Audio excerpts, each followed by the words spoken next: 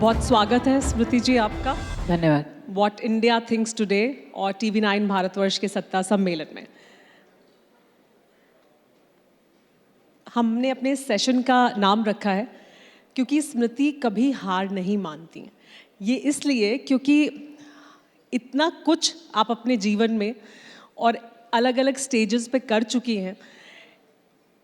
Footpath पर सामान बेचा, कुरियर सर्विस में काम किया, रेस्टोरेंट में काम किया, राजनीति में आई, सांसद बनी, मंत्री बनी, सीरियल्स में काम किया, दुनिया में अपनी पहचान बनाई, फिर वापसी भी की और अब फिर लोग बहुत पसंद एक बार फिर आपके उस पूरे काम को कर रहे हैं। उसके अलावा दावोस में हमने आपका जो आप वहाँ काम कर रही हैं वो देखा है। तो इस वजह से सेशन का नाम है क्योंकि स्मृति कभी हार नहीं मानती हैं। आप कैसे देखती हैं इस पूरे सफ़र को? अब क्योंकि आपने क्योंकि का शीर्षक दे दिया है, तो जिस क्योंकि की वजह से ये क्योंकि है, उसी में एक पंक्ति है, रिश्तों के भी रूप बदलते हैं, नए नए सांचे में ढलते हैं।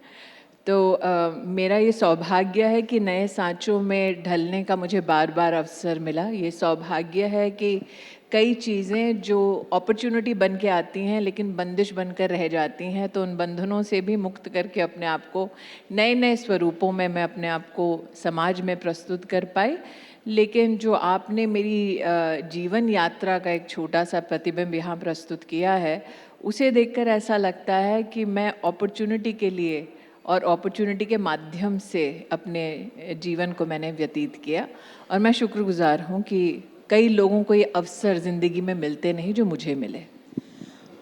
लेकिन लोग अपने आप को बहुत बार नए नए तरीके से इवॉल्व करते नहीं हैं, मतलब चेंज नहीं करते हैं। हम आम तौर पर देखते हैं कि अपॉर्चुनिटीज शायद होती हैं लेकिन बदलने में संकोच करते हैं या स्ट्रगल करते हैं, या नहीं लगता ना कि एक नई चीज़ फिर वापस शुरू की जाए।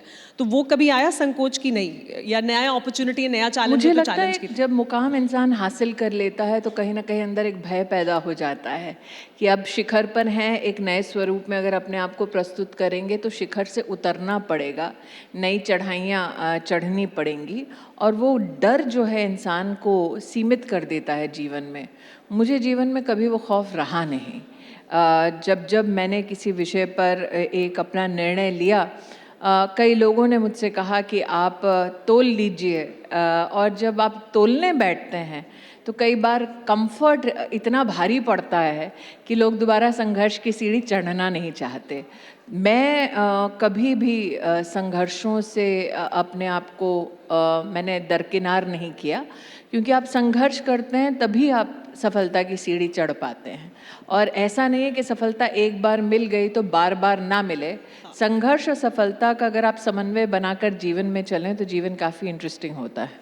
ये आपने एक अहम बात की कि लोग कंफर्ट जोन में आ जाते हैं और फिर उससे शायद निकलने में संकोच करते हैं। लेकिन एक और चीज़ जो आपकी नहीं बदली है कभी, वो आपके तेवर हैं। तो जो ये तेवर हैं, ये हमेशा से ही ऐसे थे, या ये जब आप सार्वजनिक जीवन में आई तो फिर उस तरह के तेवर नहीं, हुए? मैं हमेशा से ही ऐसी थी। कल एक बहुत ही विख्यात एडिटर मुझसे मिले, तो उन्होंने मुझसे कहा कि अगर आप सिंहावलोकन करें अपने जीवन को, अगर एक बार फिर मुड़कर देखें तो आपको लगता है कि आपको इतना पैशनेट नहीं होना चाहिए, इतने बेबाक तरीके से नहीं बोलना चाहिए। तो बहुत ही प्रख्यात एडिटर हैं, अंग्रेज़ी उनका न्यूज़ एक माध्यम रहा है देश में अपना सिक्का जमाने का। तो मैंने उनसे कहा, मैंने कहा साहब, आपको मैंने जब भी कोई राजनीतिक बात कही तो फैक्ट आपको गलत लगा? उन्होंने कहा नहीं, फैक्ट्स तो आपके बिल्कुल सही थे। मैंने कहा मेरी आइडियोलॉजी गलत लगी, मैं जिस दृष्टिकोण से उस विषय पर बोल रही थी? उन्होंने कहा नहीं, वो भी गलत नहीं।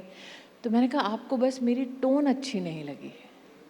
मैंने जीवन के 25 साल गुजारे ताकि देश में हर महिला, जितना मुझसे संभव हो पाए, वो अपनी बात कहे अपने अल्फाजों में, अपने अंदाज में।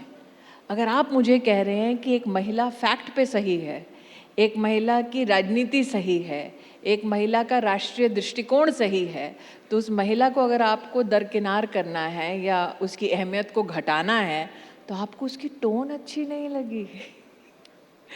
तो शायद कुछ लोगों को ये लगता है कि अगर आप, और मैंने कम से कम अपनी बात कर रही हूँ, दूसरों की बात नहीं कर रही, मैंने जो अपने जीवन के 2.5 दशक बिताए वो इसलिए बिताए एटलीस्ट पॉलिटिक्स में कि औरतें सिर्फ अपने पहनावे से ना जाने जाएं, औरतें सिर्फ अपने बोलने के अंदाज से ना जानी जाएं, औरतों को बार बार ये कहीं ना कहीं प्रेशर ना आए कि आप सौम्य हैं तभी आप शामिल हो सकती हैं, आप सौम्य हाँ जी हमेशा करेंगी तभी आप एक्सेप्टेबल हैं, आपकी आवाज़ अगर थोड़ी सी भी हमें कर्कश सी लगे तो हमें आपका तथ्य नहीं सुनना।